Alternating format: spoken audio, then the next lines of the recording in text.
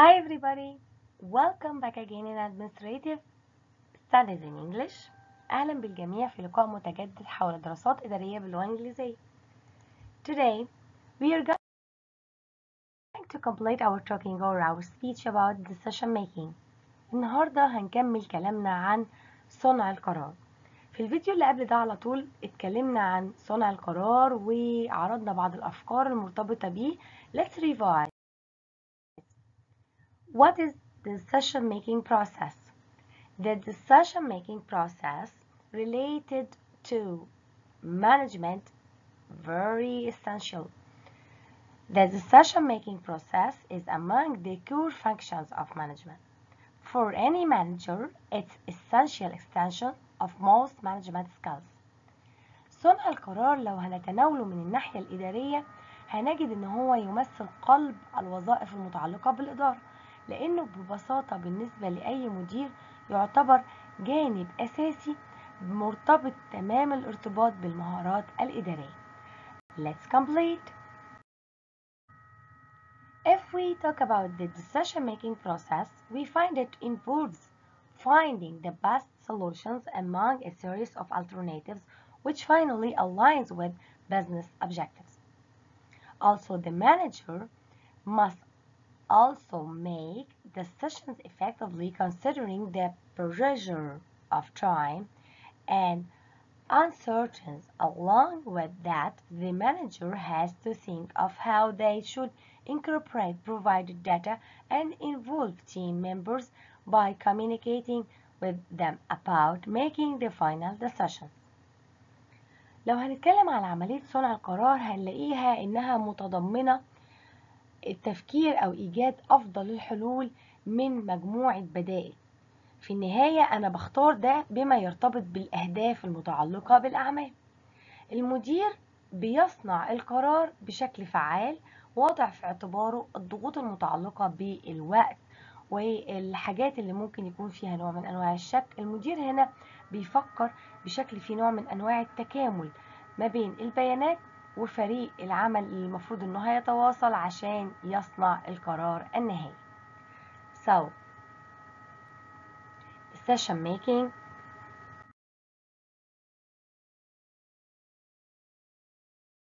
involves 7 steps which make it effective. It began with identifying the decision, then you gather the information, then you identify alternatives. So in step 4 you choose which the evidence, and 5 you choose among the alternatives.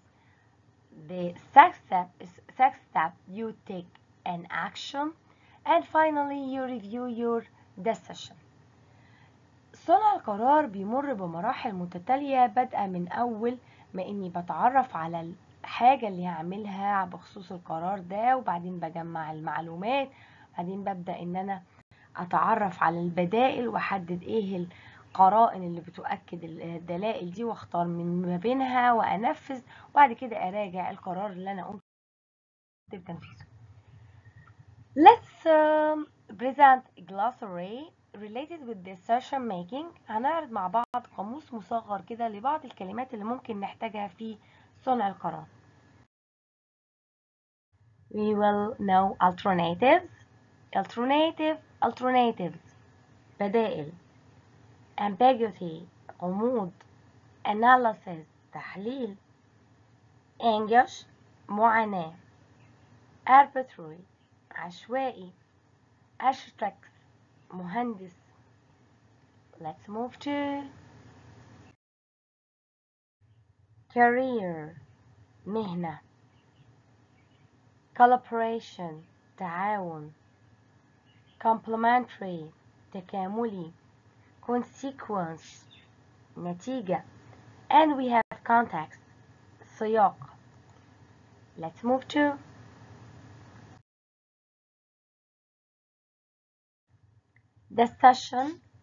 decision making, قرار وصنع القرار. Let's move to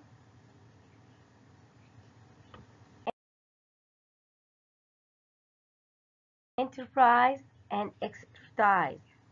enterprise and expertise. مؤسسة وخبرة. Let's move to idea فكرة. Identity هوية. Implicit ضمني. Innovation ابتكار. Insight بصيرة. Initiative حدثي حاجة حدثية. Model نموذج.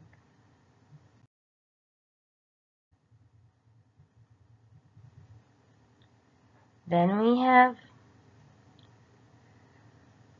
personality شخصية. Problem مشكلة. Problem solving حل المشكلات. Process عملية. Rational مبرر. Rationally عقلاني. Redundant زائد. Related decisions قرارات ذات صلة. Requirements متطلبات. Risk مخاطرة. Road map خريطة طريق. Satisfying centuries تلبية الحد الأدنى. Scenarios سيناريوهات. Stakeholders أصحاب المصلحة.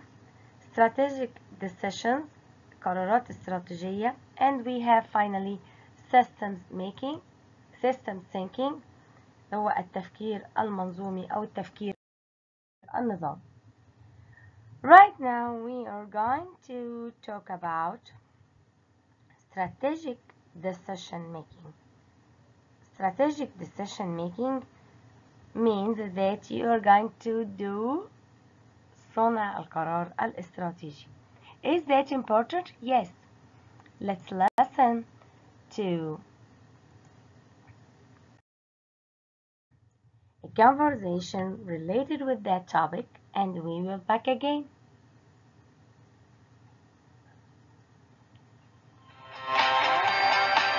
You're listening to Business English Pod, the business English podcast for professionals on the move.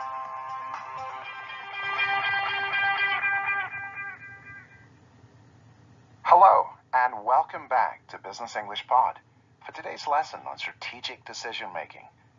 This is the first of a pair of lessons on business strategy. Before we get started, a quick reminder that this lesson, along with hundreds of others, is available as a free download from the BEP website. Premium members can also access a PDF transcript and online quizzes for every lesson. If you'd like to take a free trial to preview some of these extra resources, just head over to www.businessenglishpod.com. Every day, business leaders face tough decisions that involve difficult trade-offs. Should we put our time and money into a new opportunity or build capacity in our current operations? Should we partner with Company X or Company Y? Should we expand east or west? These decisions are often informed by an overall corporate strategic plan. But that plan can't account for all possible futures. Big picture plans don't make the decisions, but rather support decision making. And when the world seems more uncertain, complex, and volatile than ever, the stakes are high for every decision. There's lots to consider when making a strategic decision. For starters, we need to think about how the decision aligns with our main goals. For new opportunities, we need to think about growth potential, costs, and profit margins. And we need to be sure we have the right competitive advantage to pursue the opportunity. In today's dialogue, we'll listen to a conversation between Paolo, Adrian, and Michelle. They work for a solar panel company that is focused on commercial projects and corporate clients. Now they're debating the strategic merits of a possible move into the residential market. As you listen to the dialogue, try to answer the following questions. 1. After talking about overall goals, what does Paolo get very excited about? 2. What topic does Adrian have many questions about? 3. At the end of the conversation, why does Paolo believe they will be successful in the residential market?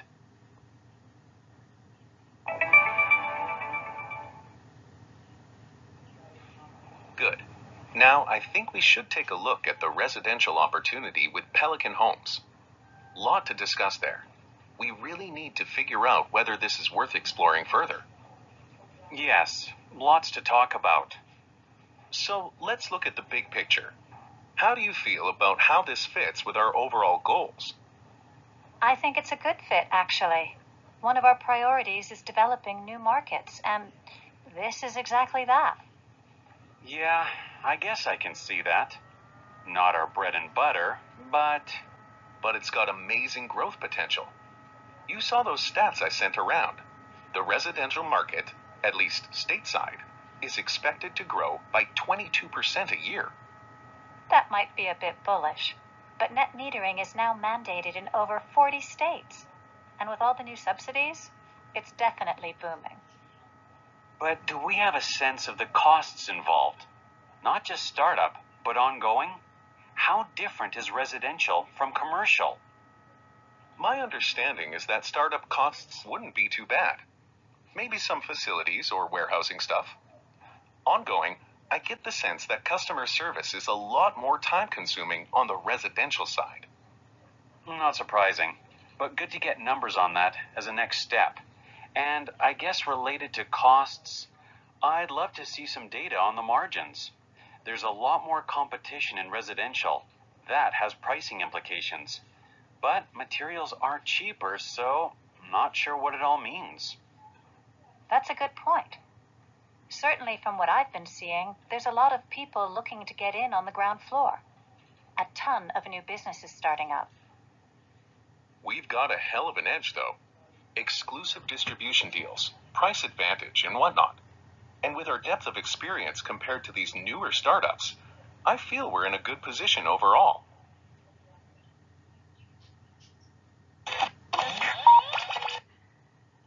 By this, we have listened to conversation between some workers and some employees related with strategic decision making. Try to listen to it again to answer the questions. Write your reply in the comments. Waiting for you for the next time. Thank you for listening and goodbye.